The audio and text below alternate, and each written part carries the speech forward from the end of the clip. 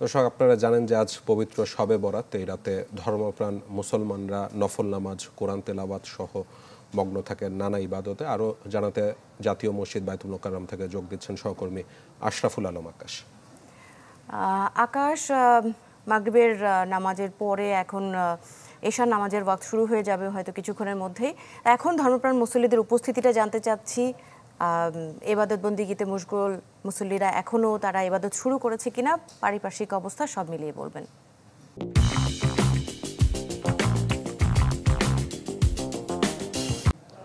আজকের দিনটি হচ্ছে মূলত ইবাদত মশগুলের জন্য। যারা ধর্মপ্রাণ মুসল্লিরা আছেন তারা কিন্তু আজকে মূলত বলা যায় এই দিনভর, যেহেতু আজকে শুক্রবার ছিল, সেই হিসাবে জুমার নামাজের পর থেকে তাদের যে মূল ইবাদতের বিষয়বস্তু সেটি কিন্তু শুরু করেছেন। আর বায়তুল মোকাররম জাতীয় মসজিদে যদি এখন বলি, এখানে যারা মুসল্লিরা আছেন তারা কিন্তু ধর্ম উপদেষ্টা শবে বরাত সম্পর্কে, শবে বরাতের ফজিলত সম্পর্কে আসলে বয়ান করছেন। মাগরিবের নামাজের পরপরই তিনি তার বয়ান শুরু করেন। এখানে যারা মুসল্লিরা আছেন সবাই কিন্তু তার বয়ানটি এখন শুনছেন। তিনি শবে বরাতের ফজিলতের বেশ কিছু গুরুত্বের দিক কিন্তু এখানে তুলে ধরছেন।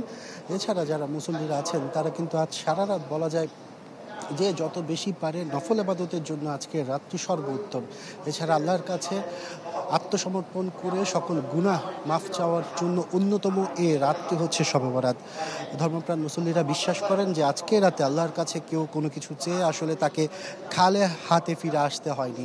সেই হিসাবে বলা যায় যে আজকের যেই শবে বরাত, পবিত্র লাইলাতুল বরাত, সেই বরাতের উসিলায় কিন্তু যারা মুসল্লিরা আছেন তারা কিন্তু এই রাতকে উসিলা করে আল্লাহর কাছে গুনাহ মাফের জন্য প্রার্থনা করছেন। এছাড়া এখানে যারা উপস্থিত আছেন তারা কিন্তু এশারের নামাজের পরে জিকির আজগার থেকে শুরু করে কোরআন খতম সহ বিভিন্ন ইবাদতের মশগুল থাকার জন্যই মূলত বলা যায় তারা এই বায়তুল মোকাররমে এসেছেন। এছাড়া বিভিন্ন মসজিদেও কিন্তু আজকের দিনটি মহিমান্বিত রাতটিকে বিভিন্ন ইবাদতের মাধ্যমে কিন্তু পালন করে থাকেন মুসল্লিরা। আপনাকে ধন্যবাদ। দর্শক, রাজধানীর বায়তুল মোকাররম থেকে যোগ দিয়েছিলেন সহকর্মী আশরাফুল আলম আকাশ এবং জানাচ্ছিলেন সেখানকার কি পরিস্থিতি সেসব বিষয় নিয়ে।